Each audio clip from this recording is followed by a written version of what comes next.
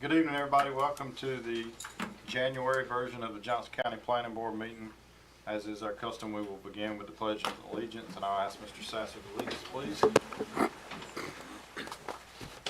I pledge allegiance to the flag of the United States of America and to the republic for which it stands, one nation, under God, indivisible, with liberty and justice for all.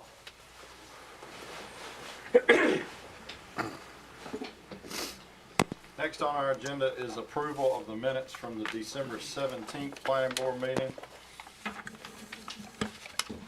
Make a motion to approve as written. Second. Motion approved by Mr. Hudson, second by Ms. Holmes. Those in favor say aye. Aye. Opposed? Next on our agenda are subdivisions. As a reminder for everyone, the vast majority of land in Johnston County is zoned agricultural residential, which means by right you can build houses on it or you can farm it. As such, it's not the purview of this board to determine whether or not a subdivision is appropriate for any area, only that it meets the codes and ordinances. So if you're going to testify relative to a subdivision, I would ask that you please limit your testimony to items that are relevant to those ordinances, whether you are in favor of or against any subdivision. Given that we are the final approval body for all subdivisions in the county, you will need to be sweared if you're going to give testimony relative to a subdivision. So at this time, anyone that would like to speak relative to a subdivision, I'll ask that you stand and raise your right hand. Do you affirm that the information you're about to provide is the truth, the whole truth, and nothing but the truth? I do. Thank you. We do have a request this evening for the Wade Lassiter tract to be tabled. So if you're here for the Wade Lassiter tract, I will entertain a motion to table that. And if it is tabled, I would look for that to be February 18th. on February 18th agenda. I'll make a motion to table to February 18th. Second. Motion to table by Ms. Holmes, second by Mr. Little. Those in favor say aye. Aye. Opposed? Okay, that is tabled to February 18th. So again, if you're here for Wade Lassiter tract, that'll be heard on the 18th. Next on our agenda is Bailey's Pond. Yes, sir. Owner and developer is OG3 LLC. Surveyor engineer is Becker Morgan Group. Locations Branch Chapel Church Road, just west of NC Highway 39 in the O'Neill's Township. It's served by O'Neill's Fire and THS Rescue Squad. It's 30.9 acres, 17 lots proposed. Johnston County Public Water, individual septic. Traffic count for that road's not available. This portion of Branch Chapel Church Road does not appear on the comprehensive transportation plan as needing improvement. This parcel is not within the environmentally sensitive area. However, a floodplain appears on a very small portion of the parcel. Thank you, sir. Any questions of staff? Thank you. Who'd like to be heard on behalf of Bailey's Pond? Please give us your name and address, please. Yes, sir. My name is Emily Beddingfield with Lipscomb Development. I'm here as the applicant this evening, 334 East Main Street. As staff stated, this is a 17-lot subdivision in the county. We do have a CBU mailbox unit shown at the end of the cul-de-sac there. There are floodplains and streams on the property which are not impacted by the development in any way. I am happy to answer any questions that you guys may have.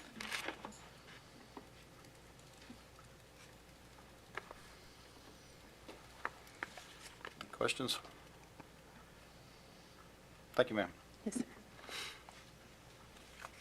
Was that up for questions And- from us too? Just a moment, I'll give you an opportunity. You can ask any questions, and we'll see if we can get you some answers. Anyone else like to be heard in favor of or on behalf of Bailey's Pond? All right, seeing none. Anyone like to be heard in opposition to or with any questions as it relates to Bailey's Pond? Now's your time, if you got some. I need to come up with, can I stay here? You need to come up here and give us your name and address, please. My name is June Brinson. My address is 700 Branch Chapel Church Road. Okay. The question I had was, on this map, I don't understand how to read it. Lot 14, no, lot 15. Okay. Looks like, I mean, I don't see the back line on that lot. It runs down the property line. It's a 9.56 acre lot. And what's going to happen to that other the rest of that lot? Why is that lot being sold with so much land to it? Can I ask that? It's probably related to floodplain, but we'll ask the applicant before you get a Okay. definitive answer. And there's another lot on the same side that does the same thing, but anyway. I have lived on Branch Chapel, bought some acreage and moved out there with horses, and would like to see it remain the same. According to Johnston County Land Development Code, the Declaration of Necessity states the purpose of the regulations set forth to accomplish compatible development of the land. This is a 2-mile-long strip of road and highways on either end. And subdivision just kind of turns my blood right now, be it major or minor. It's to make adequate provisions for traffic. Right now, we have 10-minute drive has turned into 30 minutes from all the growth. We're trying to prevent overcrowding of land, 17 lots. I mean, I know a builder wants to put as many lots on there as he can, and a developer too, but I don't understand, and I think as representatives of this county and trying to maintain it and keep it rural, and the reason the majority of us moved out here, and a lot of us born here and stay here and like it, would be instead of 17 houses there, why don't we sell larger lots and could build bigger houses? The tax revenue would still be pretty darn good, and it would cut down on, it would cause much less impact to the infrastructure, the land, the watershed area. Another one of the to be promoted is to prevent, I did that one, avoid inappropriate concentration of population. We don't have anywhere on Branch Chapel there's that population in that square. It's just a lot for one piece of property. It's also to facilitate adequate provision of public water. We already have mandates for water conservation in the summer due to shortage supplies, not to mention the poor quality when we do get it. Sewage facilities are already overspilling. I have 3 articles that I have printed here from WRAL and other news items where the sewage gallons have spilled out and nothing being done. And adequate provisions of schools. I don't know where these kids are going to go to school unless they're going to start in junior high and quit, because the elementary and the high schools for this area are already capped out. I'm in favor of lowering the number. I mean, we can't stop houses from being built, but if we were to really do what this board is trying to do and slow our growth till we get some of our infrastructure in place or up to par, then you can sell the land and put houses on it, but I'd lower the number. Get caught up on water and some of these other things that are a real problem for us. Thank you for hearing me tonight. Thank you, ma'am. Anyone else like to be heard as it relates to Bailey's Pond? Okay, we'll get the applicant back up here and answer the question about the size of lot 15. Yeah, size of that lot, that whole area being undeveloped in the back is largely driven by 2 factors. One being the topography and environmental features, and the other is suitable septic soil. Of course, we can only build where we have enough soil to facilitate the septic tanks and septic systems for each home, and it's simply not available on the back part of that lot. So I can only speak for what we have planned, and that is a single home with an associated septic system. I can say at this point in time, there's not adequate soils to facilitate additional lots. Sure. And also, ma'am, if that lot were to ever be subdivided again by the homeowner or the lot owner, it would have to come back before this board because it is a major subdivision now and it would be a major subdivision then. So if there was ever a subdivision of it again, you would get a notification relative to it and it would come back before the board. But anything over 3 is a major subdivision, right? Because this has been a major subdivision once, any further subdivision would be automatically a major subdivision. Okay, because the only reason we had that done to us down the road earlier. Thank you, ma'am. Thank you. Thank you. All right, bring it back to staff. Staff recommendations, preliminary approval subject to the conditions and requirements set forth in the staff report.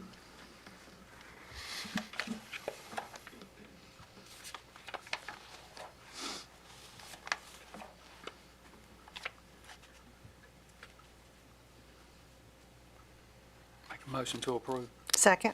Motion to approve by Mr. Little, second by Ms. Holmes. Those in favor say aye. Aye. Opposed? Bailey's Pond is approved. Next, we will move on to rezonings.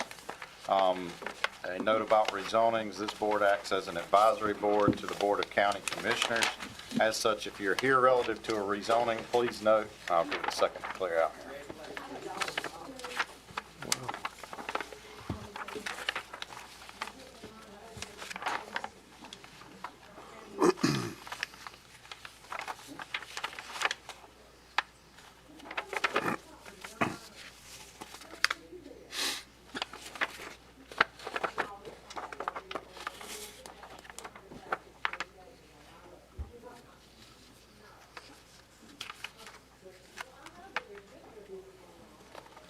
All right, note about rezonings. We serve as an advisory board to the Board of County Commissioners. As such, these cases will be heard by them at their March 3rd.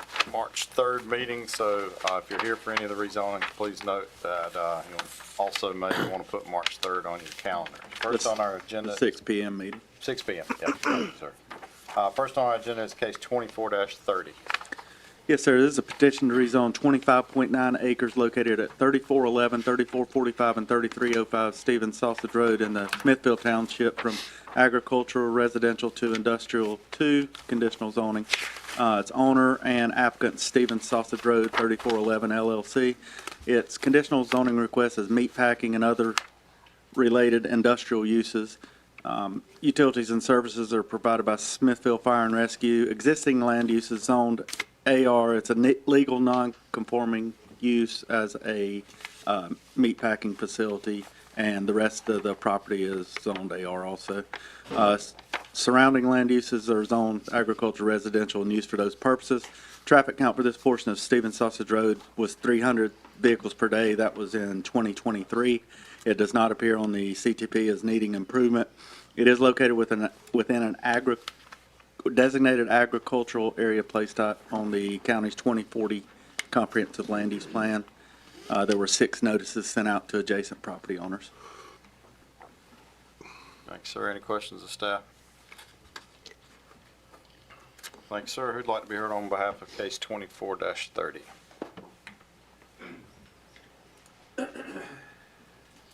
Good evening. My name is Sloan Stevens, 1206 Chestnut Drive here in Smithfield.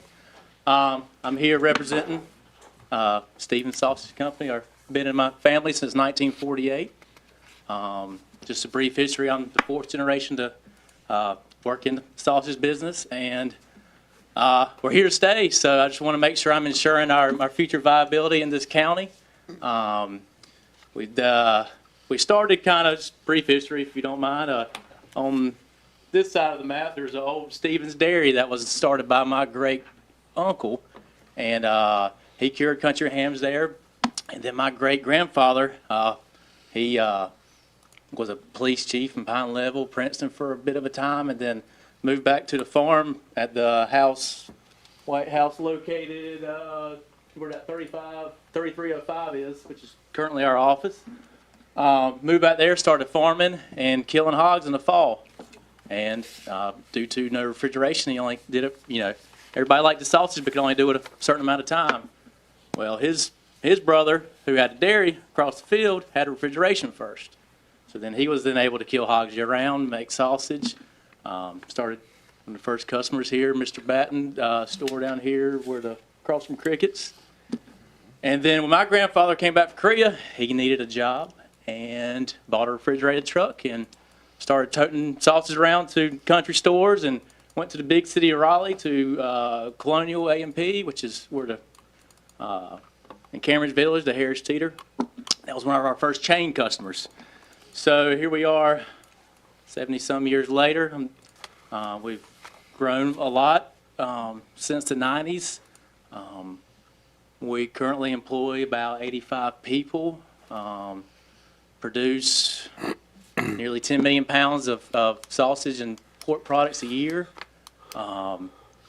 And with the growth to the county, I just want to ensure that we're zoned properly so that hopefully the day comes and come back again with a big old official site plan for a nice meat plant. I don't have a bunch of people here mad at me.